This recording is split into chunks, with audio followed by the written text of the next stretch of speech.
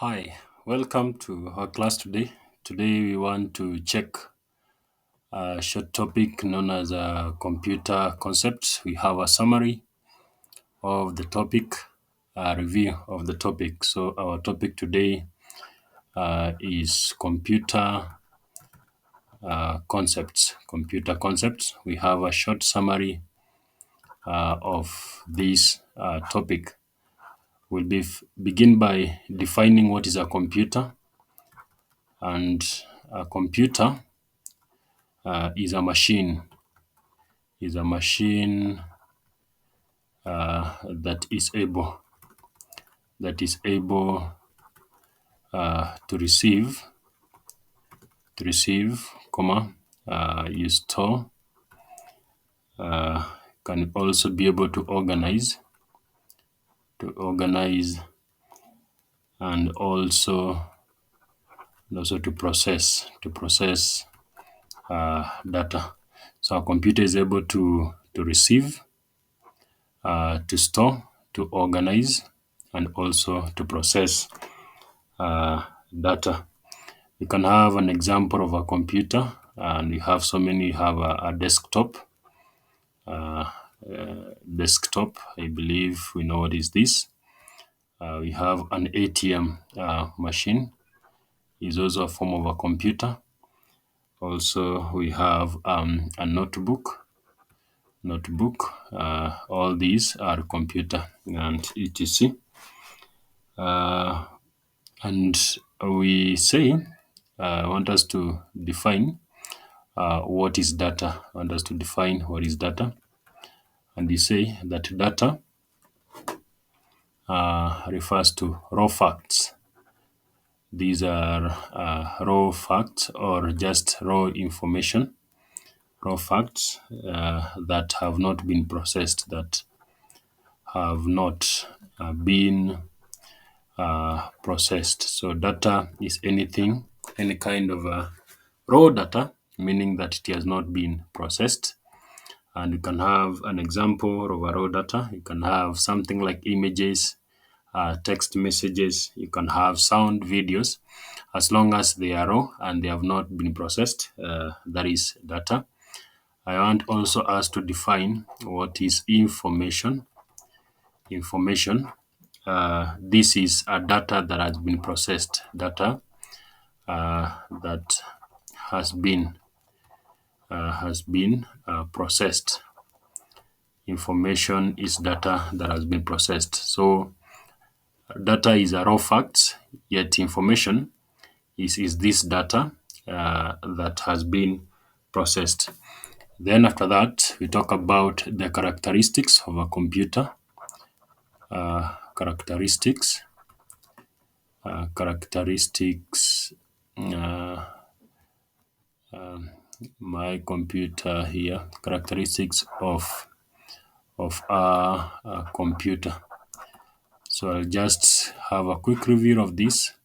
The features of a computer. One of them, they have a high speed. Computers, they have a high speed, able to perform tasks very fast. Number two, computers are accurate in all the tasks that you give them. They are more accurate. Computers are accurate. You can take an example of a calculator. If you do a sum with a calculator, it is accurate. A calculator is also an example of a computer. You also say that computers are versatile. Versatile, meaning computers are versatile, uh, able to perform many tasks at the same time. This one is perform many tasks at the same time. At the same time. So they have a high speed, they are accurate, and they are also versatile. Then number four, computers are reliable. Computers are reliable, meaning they are consistent in what they do. You can rely on computer, or you can depend on it, because it will give you the results. Number five feature of a computer is that they are very diligent, meaning they don't get tired. They can perform millions of tasks without getting tired. They are not like human beings. Number six, computers also they have a memory. They have a memory, and memory here is to store data. Computers have a memory, meaning they are able to store the data. And also computers, we can also say that computers are automatic, meaning they are able to, if you initiate or you begin a task, computers will be able to finish for you. So computers are automatic. And the last one but not least, computers have no logical decision.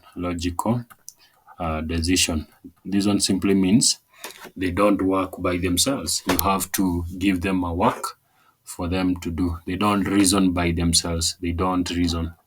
So computers don't reason by themselves, meaning you have to be there for you to begin a task. So these are the characteristics of a computer. They are reliable, they are diligent, they have a memory, and again, they are automatic, meaning they are able to finish what you've started, even you without supervising them, and they do not have a logical decision. And they have a high speed and accurate and versatile. Then after that, after we talk about the characteristics of a computer, then we go to classification of a computer, which is very, very important.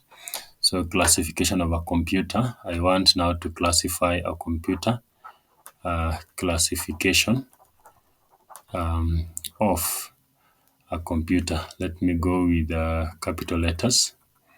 Let me write classification of a computer with capital letters. Classification of computers. Now, this is also the same as the categories of computers that we have. And computers are grouped into three categories. So I'll put mine like this. We have three categories. I'll put like that, and I'll have that. You can group a computer depending with the functionality. You can also group a computer according to the size, how small or big it is, and you can also group a computer according to its purpose. And here we have an example of them. So you can, these are the three categories, you classify these computers according to these three categories. And here you have, according to the functionality, you can either have an example here. Here, according to their functionality, you can have the analog computer,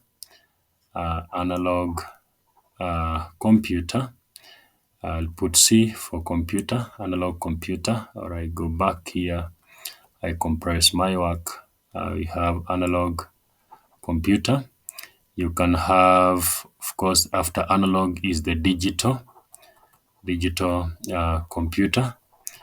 I'll have just a short highlight on that. Then you have the hybrid computers. Hybrid computers. Then here, according to their size, you can have a micro computer. You can have a micro. You can have a mini computer, and you can also have mainframe computer, and you can also have the macro computer. So this is a short summary of that. Then according to their purpose, you can have, here we have two main categories. You have either the general purpose purpose computer, or even special purpose, special purpose computers, special purpose computers. So these are the uh, three ways to categorize computers. You can either put them according to their functionality or their size or even their purpose. And in each, you have an example in each. You can have an analog computer, you have a digital computer, or you have a hybrid computer. Then according to their size, you have a micro. If something is micro, is very small in terms of size. Then after that, we have a mini, which is slightly bigger than micro, but smaller than a mainframe computer. And also you can have a macro, which is the biggest of all. In according to their purpose, you can have a general purpose computer. This one means it can do uh, more than one task. It can perform more than one task, but you have a specified. This one is a special purpose, perform just a specific purpose. And I would wish that we have pictures of this. We go online and at least we have a clue on how they look like. For example, if you go to special purpose, here you can have an example of machines that are able. For example, if you pick a general purpose, like a phone is a computer and is able to sometimes act like a calculator. It can make calls and all that. So it's having more than one purpose. Special purpose, if you pick an ATM, apart from the specified function that an ATM has, it doesn't have so many tasks. This one. So general purpose and special. It's good to have an example of each and every one of them. So all this is a summary of the whole of the topic, computer concept. So it's good to have these things in mind. You define computer, you're able to tell an example in each, and also you have data. What is data? They are raw facts, information. You're able to define that data that has been processed. Then you have the characteristics of computer. I've highlighted very well. Then you have the classification of computer. These are very important concepts. Is the whole of that topic that I've made a summary of that, and I hope this one is helpful. I would wish to hear what you have to say concerning this. Feel free to give me your feedback in the comment section. You can also like. Thank you and have a good time.